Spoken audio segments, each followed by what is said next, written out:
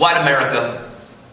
Who we are is not hidden. It's cumbersome like regret, evoking like photographs, motionless and grainy, black and white still frames, picture postcards of lynchings.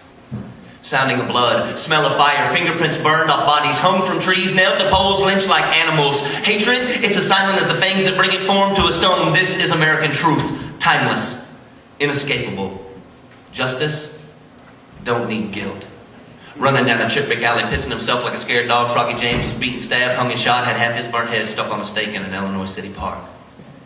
How many ways we gotta kill a man before we take his dignity? What's more vulgar? The hooded seeker gatherings at the back roads of the picnics at the town squares. White families wearing their Sunday's best acquire a timely hats and a revival of baseball bats. Open bellies, fresh meat sandwiches, and dragged from a courthouse just after lunch. Jesse Washington was a thick black flesh cloud of human smoke as proper children poked his death with a curious stick. Here it is. Laura Nielsen, hanging from a bridge next to her 15-year-old son. See, they accused that woman of stealing. So they raped her. Gave her salvation by letting her ripple the tips of her toes against the clandestine surface of the water. She looked so peaceful, escaping our ancestors' claws. Here it is, Mary Turner.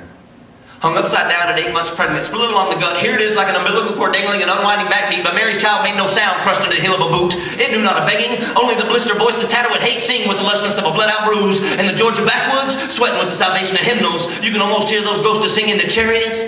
Ain't so damn sweet when you meet them running. Their roads got to be cold places to die, so here it is, these photographs, picture postcards of lynchings, sounding like America, sounding like gurgles of death, upper-girth scarlet freedom shot through the mouth of Memphis, where dreams deferred as the blood we wipe on our shirt and carry as pilgrim to a new distortion, sounding like gurgles of death, but the blood on our street, that's the coldness of our memory. So here it is, not to be forgotten, but we don't know how many people have died in this land at the hands of racist laughter. Equality. Muffled underneath our laughter, but the right to death is given so freely.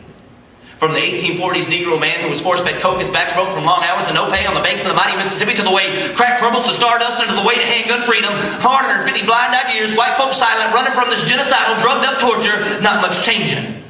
2 out of 3 juveniles sentenced to death in this land are American children of color. Not much changing. 1 in 5 black men on death row were convicted by an all-white jury. Not much changing. And in the great state of Texas, if you're black, you're 5 times more likely to get the death penalty for killing a person that's white.